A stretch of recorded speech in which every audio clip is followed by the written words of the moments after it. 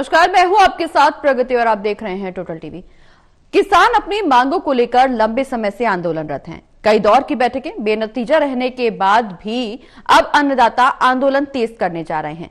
दरअसल एक तरफ जहां सरकार सख्त रवैया अपनाए हुए है, तो वहीं दूसरी ओर किसान भी अपनी मांगों पर अड़े हुए हैं। किसानों की तरफ से पक्का मोर्चा का ऐलान कर दिया गया है, जिसके तहत अब चंडीगढ़ में किसानों का पक्का मोर्चा लगेगा। देश भर में डल्लेवाल के समर्थन में संयुक्त मोर्चा की ओर से सांकेतिक भूख हड़ताल होगी।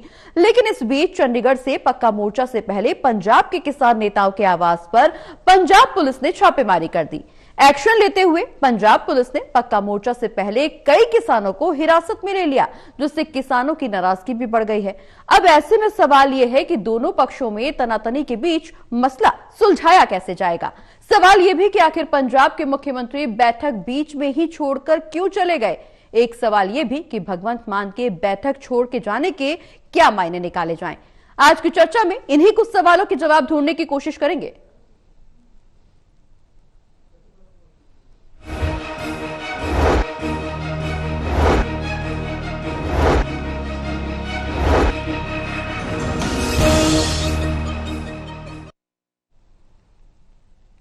तो आज की चर्चा के लिए हमारे साथ पैनल में मौजूद हैं associate editor Devendra Kathuria ji, associate editor doctor Mahesh Kumar ji और वरिष्ठ पत्रकार वीरेंद्र सोनी जी। आप सभी का बहुत बहुत स्वागत है। सभी के साथ चर्चा को आगे बढ़ाएंगे, लेकिन उससे पहले एक रिपोर्ट पर नजर डाल लेते हैं।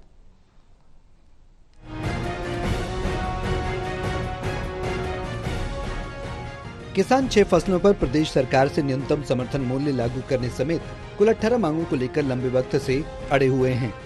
इस बीच संयुक्त किसान मोर्चा और पंजाब सरकार के बीच सोमवार को हुई बैठक बेनतीजा होने के बाद किसानों ने ऐलान किया था कि वो 5 मार्च को चंडीगढ़ में धरना देंगे। लेकिन इसके बाद ही मंगलवार सुबह पंजाब में कई किसान नेताओं के घरों में पुलिस ने दबिश दी। कार्रवाई को लेकर किसानों ने आरोप लगाया कि पंजाब पुलिस ने कई किसान नेताओं और कार्यकर्ताओं के घरों पर छापेमारी की। इनमें से कुछ को हिरासत में लिया गया और कुछ को नजरबंद कर दिया गया। किसान नेता सरवन सिंह पंडे ने इसकी कड़ी निंदा की है।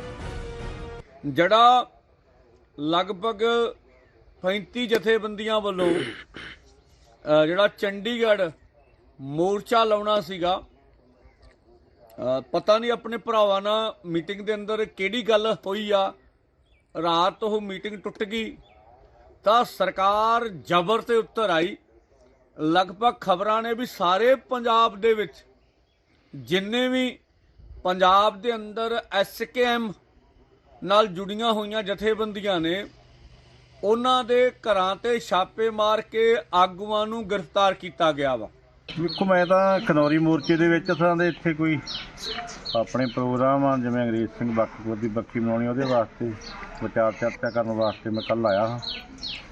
ਔਰ ਅੱਜ ਤੜਕੇ ਕਰੀਬ 4:30 ਦਾ ਟਾਈਮ ਸੀਗਾ, ਭਾਰੀ ਸੰਖਿਆ 'ਚ ਪ੍ਰਸ਼ਾਸਨ ਜਿਹੜਾ ਡਿਟੇਨ ਕਰਨ ਵਾਸਤੇ ਇੱਥੇ ਪਹੁੰਚਾ और उन्होंने तो जानकारी लई भी की गलबात है, तो सानू थोड़ी बहुत जानकारी तो देनी चाहिए। तो फिर DSP साहब का कहना है कि असीं तुहानूं डिटेन रखना, पर क्या भी असीं घर दे विच भी रह सकते हैं, कोई मुलाजम आपदे इत्थे ला दे जां जिद्दां भी हैगा, पर ये ठीक नहीं है। दूसरी गल सानू जानकारी जरूरी चाहिए, क्योंकि साडा संयुक्त किसान मोर्चा गैर राजनीतिक अपना खनौरी मोर्चे से चल रहा। वहीं सोमवार को किसानों के साथ बैठक को मुख्यमंत्री भगवंत मान गुस्से में बीच में ही छोड़कर चले गए थे, जिसको लेकर भी किसानों में भारी नाराजगी है। इसके साथ ही किसानों को चंडीगढ़ में प्रदर्शन की अनुमति नहीं मिलने से बात बढ़ गई। किसानों का कहना है कि हम चंडीगढ़ जरूर जाएंगे, सरकार ने जहां रोका वहीं धरना देकर बैठ जाएंगे। किसान ट्रैक्टर ट्रॉलियों के साथ चंडीगढ़ जाएंगे, लेकिन किसानों के प्रदर्शन पर भगवंत मान ने भी ऐतराज जताया। पंजाब का बहुत नुकसान हो रहा है, इकनॉमिकली भी नुकसान हो रहा है, पंजाब वैसे भी धरनियां वाली स्टेट बनता जा रहा है। मेरी नरमाई नू ये ना समझा जाए कि मतलब मैं एक्शन नहीं ले सकता। करांगे जी करांगे, पर पंजाब चलूगा। मैं पूछया भी परसों वाले मोर्चे का की बना, वो कहते वो तो जारी रहूगा। मैं क्या फिर 2.5 घंटे मैनू क्यों बिठाई रखे तुसीं। इसके अलावा देश भर में डल्लेवाल के समर्थन में संयुक्त किसान मोर्चा की ओर से सांकेतिक भूख हड़ताल का ऐलान किया गया। बुधवार को डल्लेवाल के अमन अनशन के 100 दिन पूरे होने पर देश भर के किसान जिला और तहसील स्तर पर एक दिन की सांकेतिक भूख हड़ताल करेंगे और 8 मार्च को अंतर्राष्ट्रीय महिला दिवस पर महिला महापंचायतें करने की योजना किसानों की है। बहरहाल पंजाब में किसानों के खिलाफ कार्रवाई से किसानों में भारी नाराजगी है। साथ ही मुख्यमंत्री भगवंत मान के रवैये को लेकर भी किसानों में असंतोष है। लिहाजा देखना यह होगा कि किसान चंडीगढ़ में पक्का मोर्चा लगाने में सफल होते हैं या नहीं। Haryana desk, total TV.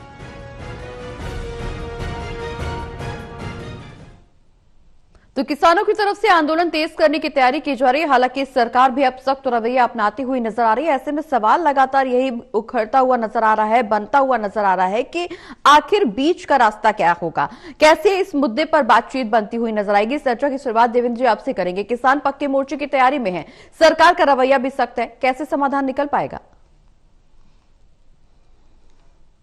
हम सब बात बनने की उम्मीद लगा रहे थे, लेकिन बात और बिगड़ गई। बिल्कुल।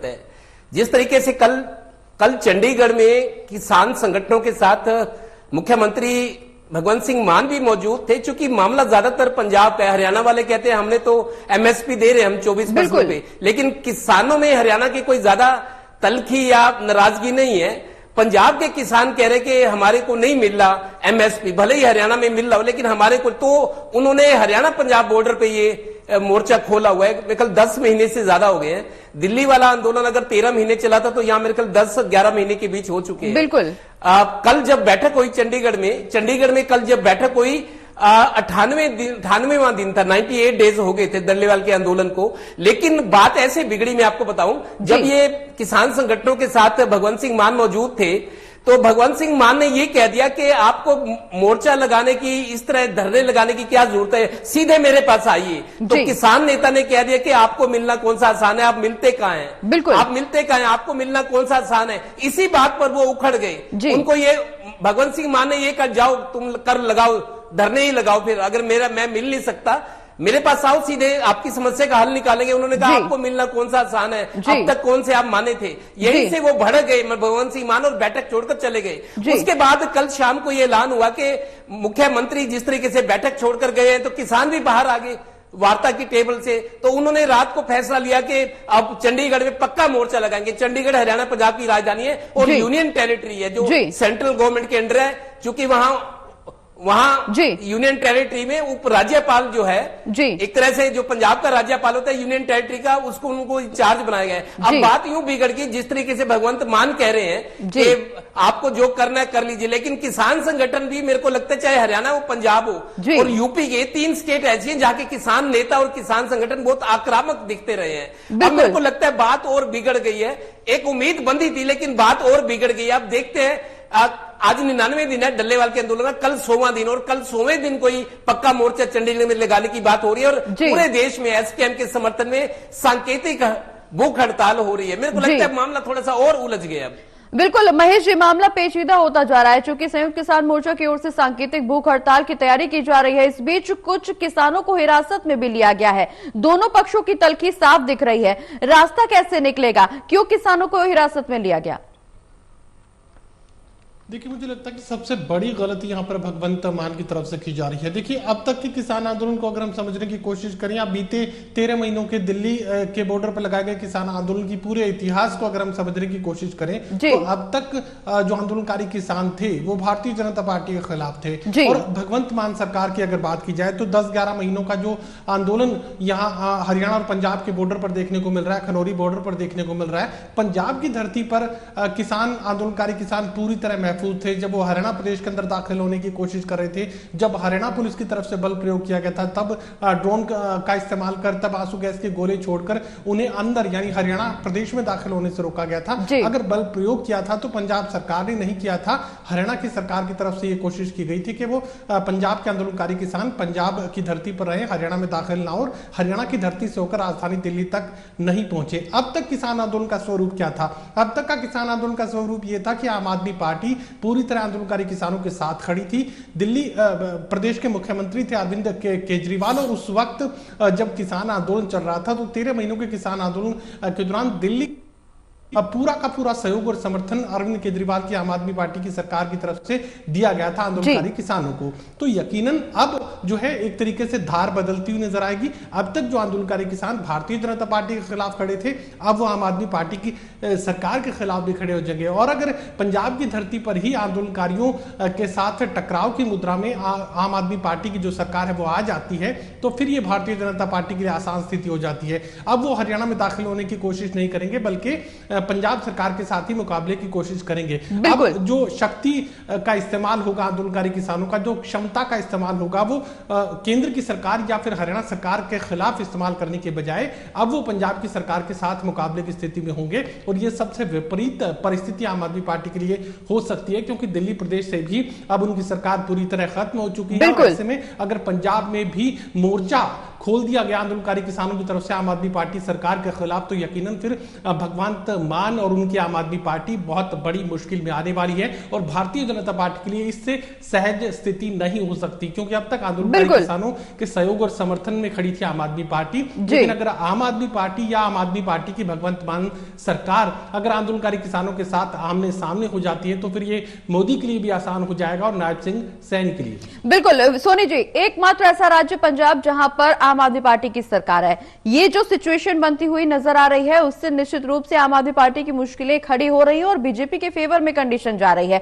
हालांकि इस पर चर्चा आगे बाद में बढ़ाएंगे, लेकिन जिस तरह से भगवंत मान ने यह बयान दिया कि पंजाब को धरनों का राज्य बना दिया गया है और मेरी नरमी को यह मत समझे कि मैं एक्शन नहीं ले सकता हूं, किसानों को हिरासत में लिया गया, किसानों के ऊपर कार्रवाई करने के आदेश दिए गए ठीक पक्का मोर्चा से पहले।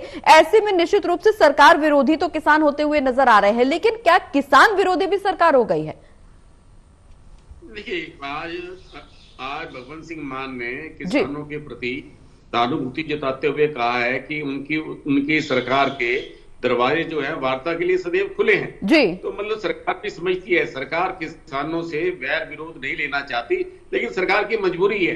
सरकार की मजबूरी ये है कि किसान आंदोलन इतने लंबे समय से चल रहा है, पहले उसका रुख केंद्र सरकार के खिलाफ था जी। अब वो राज्य सरकार के खिलाफ हो रहे हैं, तो राज्य सरकार बखूबी जानती है कि अगर पंजाब का किसान आम आदमी पार्टी सरकार के खिलाफ खड़ा हो गया तो आगे उसकी संभावनाओं पर प्रश्न चिन्ह लग जाएगा। तो सरकार ऐसा कुछ जोखिम नहीं लेना चाहती, वो किसानों से सहानुभूति भी जता रही है और दूसरी तरफ यह भी जताने का प्रयास कर रही है कि कानून व्यवस्था के मुद्दे पर किसी भी स्थिति से समझौता नहीं किया जाएगा, क्योंकि अगर कानून व्यवस्था की स्थिति उत्पन्न होती है तो केंद्र सरकार को भी अवसर मिलता है। और जहां तक चंडीगढ़ की बात है, चंडीगढ़ जो है केंद्र शासित क्षेत्र है और वहां पर इस तरह की कोई स्थिति उत्पन्न होती है, धरना लगाया जाता है, स्थायी धरने की कोई ऐसा आरोप अत्याचार होता है, तो ये एक अलग मुद्दा उभर कर आएगा। और इसके लिए देखिए, पहले जो रास्ता है पंजाब बॉर्डर पर लोगों को बहुत कठिनाई हो रही है। पहले अंबाला बॉर्डर का जो उद्योग था वहां बहुत चौपट हो गया और लोगों को जो पंजाब और हरियाणा के बीच आना जाना पड़ रहा है वो काफी यातायात प्रभावित हो रहा है, लोगों का समय भी बर्बाद हो रहा है। तो कुल मिला के ये जो किसान आंदोलन है ये किस रूप में जाएगा, ये दिशाहीन होता जा रहा है, क्या वास्तविक मुद्दों से भटकता जा रहा है, क्या इसका रुख जो है राजनीतिक होता जा रहा है। बिल्कुल ऐसे मुद्दे हैं जिन पर चिंता का विषय होना चाहिए।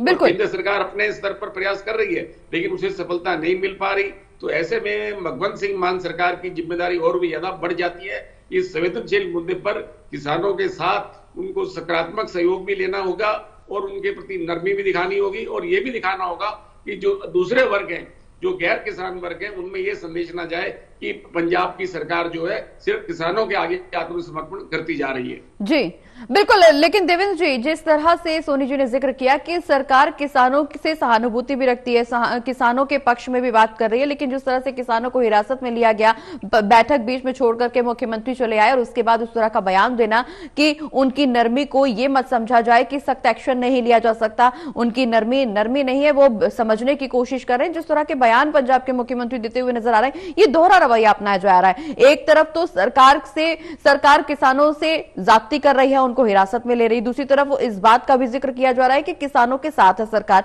ये कैसा साथ है और इस साथ के तर्ज पर आगे कैसे बढ़ा जा सकता है, किसानों की समस्या का समाधान कैसे निकलेगा? देखिए प्रगति, तीन बातें मैं कहूंगा इस मामले में। पहला तो ये कि कहा जाता है कि राज मतलब सरकार, राज हमेशा प्रीत से या भय से चलती है। सरकार भय से और प्रीत से, जहां प्रीत की जरूरत हो वहां प्रीत दिखाओ, जहां भय की जरूरत हो वहां भय भी।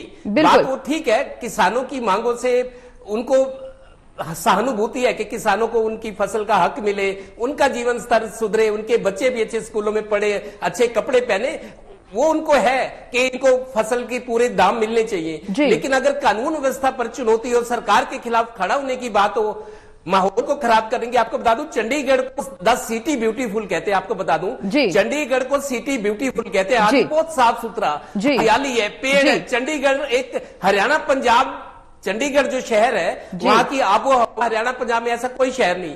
प्रधानमंत्री जवाहरलाल नेहरू जब पहले थे, जब देश आजाद हुआ तो वो फ्रांस में गए थे।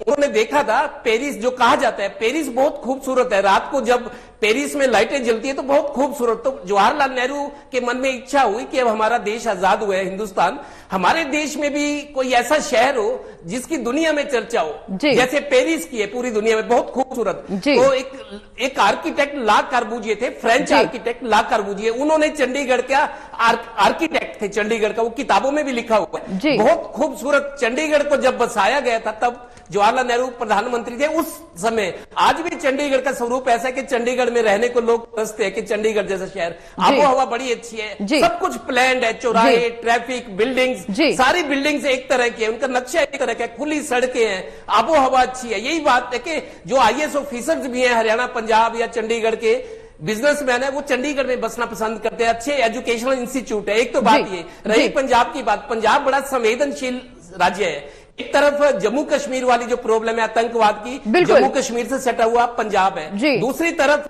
पाकिस्तान से सटा हुआ है अमृतसर का जो एरिया है, जो बॉर्डर है हरियाणा पंजाब का, वो पंजाब से सटा हुआ है। तो पंजाब के लोग, नेता ये भी कहते हैं कि बड़ा संवेदनशील राज्य है। एक तरफ पाकिस्तान से लड़ना पड़ रहा है, दूसरी तरफ कश्मीर का आतंकवाद है, बॉर्डर डिस्ट्रिक्ट है। तो उस स्थिति में मेरे को लगता है पंजाब का माहौल खराब नहीं होना चाहिए। और पंजाब तो वो है, पंजाब 5 नदियों के नाम से पंजाब पड़ा है, 5 नदियां जो बहती है, जो खुशहाली का प्रतीक, पानी जो होता है हमेशा खुशहाली और ठंडक का प्रतीक। तो पंजाब का माहौल खराब ना हो, ये कोशिश सभी को, केंद्र सरकार को भी करनी चाहिए, भगवंत मान को भी, और किसानों को भी ये बात ध्यान रखनी चाहिए कि पंजाब जैसे संवेदनशील में कानून व्यवस्था खराब ना हो, अमन चैन बना रहे, ये कोशिश रखी जानी चाहिए। ठीक है महेश जी, जिस तरह से समझने की बात यह भी कि जिस तरह से किसान आंदोलन शुरू हुआ किसानों की मांगों को लेकर के, MSP पर गारंटी कानूनी गारंटी की मांग को लेकर के ये आंदोलन शुरू हुआ, कई महीनों तक ये आंदोलन चल रहा है और निश्चित रूप से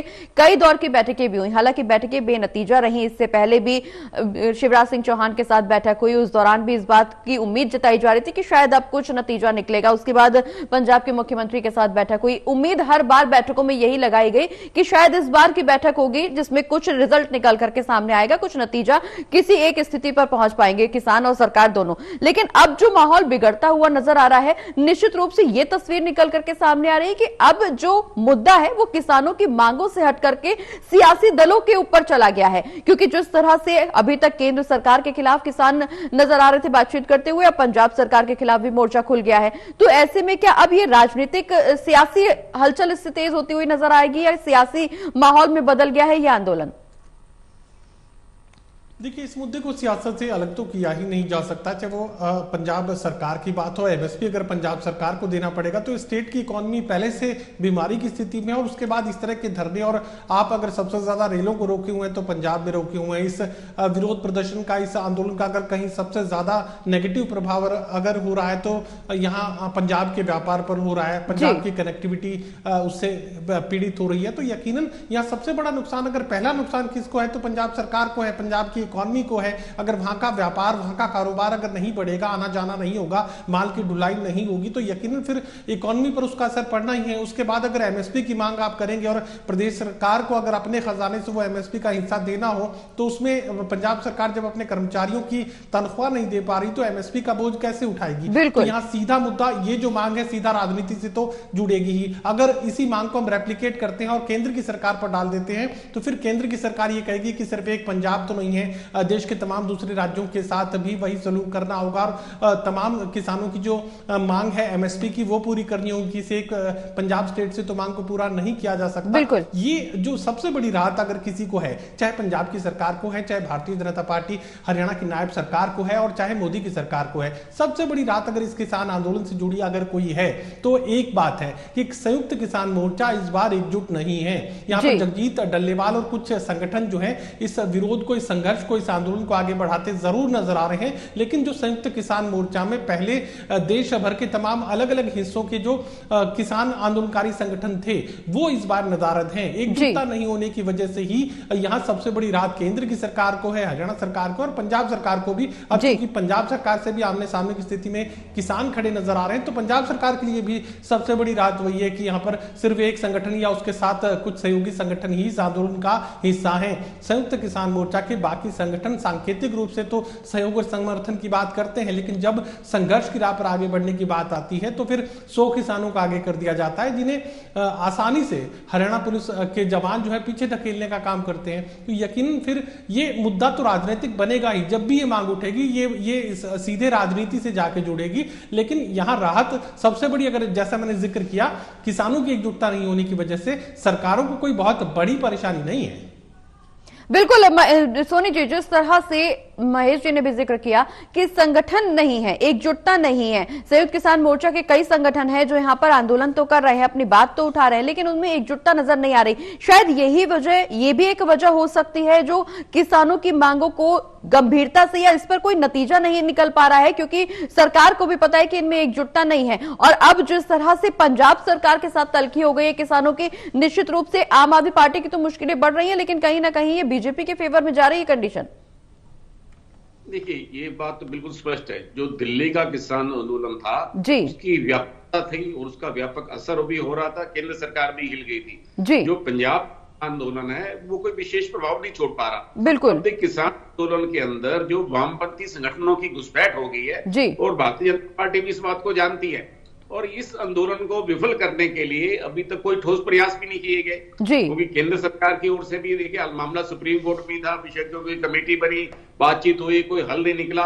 और अभी तक जो रास्ता खुलवाने की बात थी, जो बॉर्डर पर जो है, जो बॉर्डर सील कर रखा है, जो एक स्थिति बनी हुई है, तो उसकी दृष्टि से भी अगर देखा जाए तो अभी तक कोई सकारात्मक पहल होती दिखाई नहीं दे रही है। किसान आंदोलन जो है किस दिशा में जा रहा है, ये अपने उद्देश्य से भटकता जा रहा है। नहीं, अगर किसानों पर कोई कार्रवाई होती है या किसानों को आंदोलन को कुचलने के लिए कोई प्रयास किया जाता है तो उसकी प्रतिक्रिया दूसरे राज्यों में भी हो सकती है, लेकिन इस समय दूसरे राज्यों में किसान जो है इस बात आंदोलनरत नहीं है। लेकिन पंजाब जो स्थिति बनी हुई है, पंजाब के अंदर जो पहले तो मान सरकार भी ठोस बड़ा सोच समझ कर कदम उठा रही थी, लेकिन अब जो स्थिति बनी है, टकराव की स्थिति बनती जा रही है, और इसमें केंद्र सरकार भी मूकदर्शक नहीं रह सकती। केंद्र सरकार की भूमिका आएगी, तो ऐसे में किसान आंदोलन में दूसरे अवांछनीय तत्व घुसपैठ ना कर जाए, जिससे पंजाब की शांति को खतरा पैदा ना हो। इन सब बातों को ध्यान में रखना होगा, और कुल मिला के किसान नेताओं को भी इस दृष्टि से विचार करना होगा कि उनका आंदोलन मुद्दों तक ही सीमित रहे। ये अगर राष्ट्रीय एकता को खतरा होता है, इसमें अवांछनीय तत्वों की घुसपैठ हो जाती है, तो आंदोलन पवित्रता भी भंग होती है। सब मुद्दों को ध्यान में रखना पड़ेगा। बिल्कुल, तमाम मुद्दों को ध्यान में जरूर रखना पड़ेगा, क्योंकि अब जिस तरह से पंजाब सरकार की बेरुखी का सामना किसान कर रहे हैं, निश्चित रूप से अब किसान पक्के मोर्चे की तैयारी में, और ऐसे में जिस तरह से किसानों को हिरासत में लिया गया, किसान में अब और नाराजगी बढ़ गई है। लेकिन सवाल यही कि आखिर ये जो बात पर जो बैठकें हो रही हैं, जो बार बार बैठकें हो रही हैं, वो बेनतीजा निकल रही है, उससे किसानों की समस्याओं का समाधान कब तक निकल पाएगा। बहुत बहुत शुक्रिया आप सभी का हमारे साथ चर्चा में शामिल होने के लिए। तो किसानों पर पंजाब के मुख्यमंत्री भगवंत मान भड़कते हुए तो नजर जरूर आए हैं, उनका साफ तौर पर कि पंजाब धरनों का राज्य बनकर रह गया है, लेकिन अब किसानों की तरफ से भी तीखे तेवर दिखाना शुरू हो गया है। पक्के मोर्चे की तैयारी की जा रही है, कल पक्का मोर्चा लगाया जाएगा, और अब ऐसे में सांकेतिक भूख हड़ताल का ऐलान भी कर दिया गया है। लेकिन अब देखना यह होगा कि आगे की तस्वीर क्या कुछ होने वाली है, क्योंकि किसान अपना आंदोलन पीछे करने के लिए तैयार नहीं है, अपनी मांगों से पीछे हटने के लिए तैयार नहीं है, और किसानों की मांगे पूरी करने के मूड में फिलहाल सरकार नजर नहीं आ रही, क्योंकि जिस तरह से बैठकें हो रही हैं, बैठकों के दौर जारी है, और और बैठकें बार बार बेनतीजा निकल रही हैं, उससे निश्चित रूप से तल्खी की स्थिति बनती हुई नजर आ रही है। लेकिन सवाल यही कि आखिर ये तल्खी कब कम होगी और किसानों की समस्या का समाधान कब तक संभव हो पाएगा। आज की चर्चा में फिलहाल इतना ही। एक छोटे से ब्रेक के लिए रुक रहे हैं, जल्द वापस आ रहे हैं।